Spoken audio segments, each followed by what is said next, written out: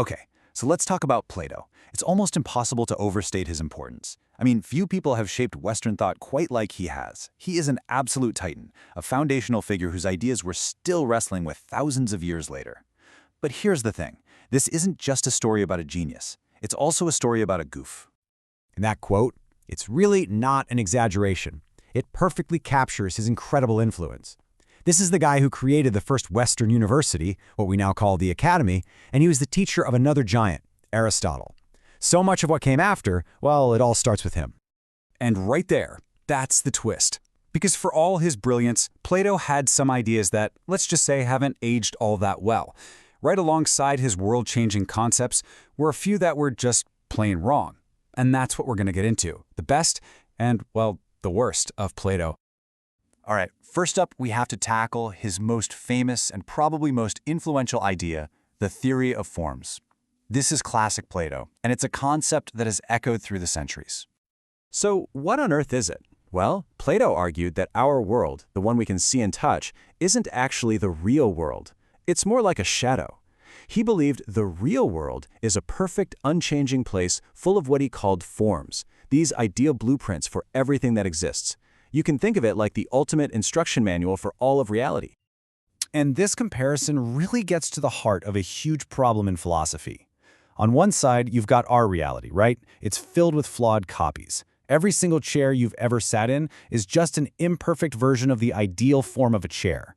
But on the other side, you have that perfect world of ideals.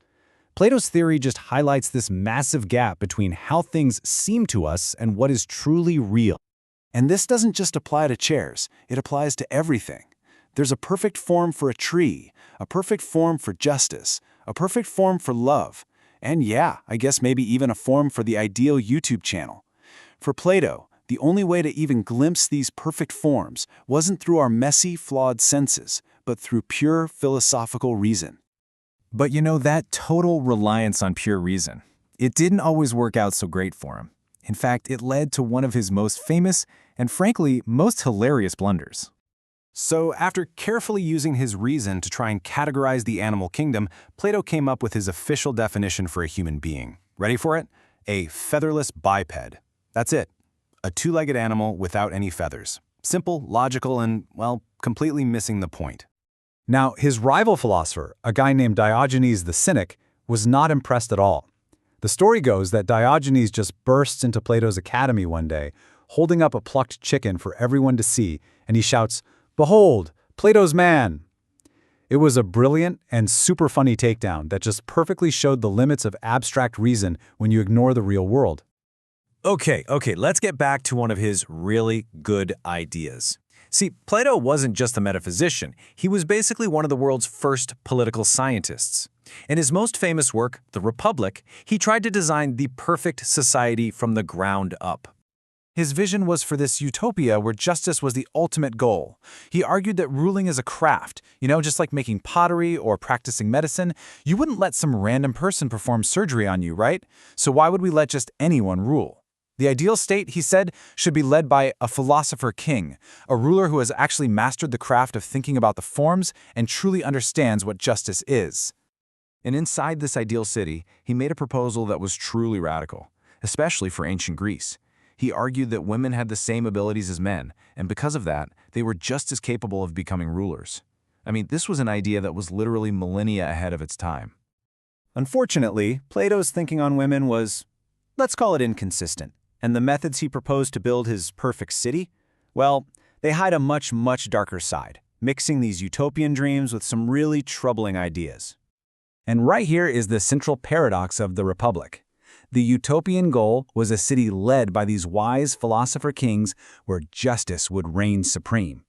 But the dystopian method to get there involved propaganda, a super rigid class system, and a massive deception he actually called the noble lie. And speaking of inconsistencies, the very same guy who argued women could be rulers also believed that a woman's womb was a live animal. A live animal that could just wander around inside her body and cause diseases. It's just a shocking piece of terrible biology. And look, this wasn't just some forgotten, quirky belief he had. The wandering womb theory, which Plato helped to make popular, was sadly influential in European medicine for hundreds and hundreds of years and caused real harm to real people. So let's get back to that noble lie.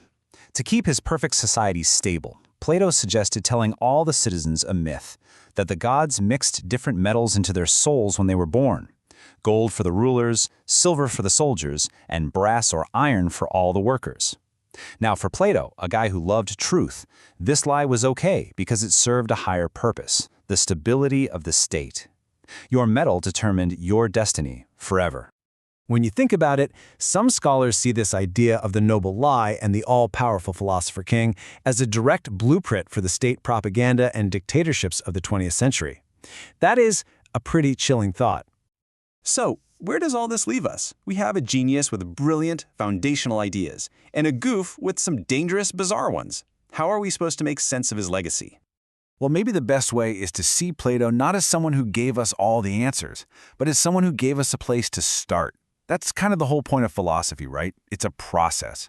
He provided the starting point, and for centuries, we've been testing those ideas. We've accepted some, rejected others, and we're constantly refining them. Ultimately, we honor Plato not by just blindly accepting everything he wrote, but by actually engaging with it. We challenge it, we amend it, and we build upon it. His ideas, both the good and the bad, have become the very foundations we use to try and understand our own world. And that kind of leaves us with one last thought. Plato was doing his best to figure out his world with the tools he had. It really makes you wonder, 2,400 years from now, which of our most cherished beliefs, our great ideas of today, will future generations look back on as being both genius and maybe just a little bit goofy?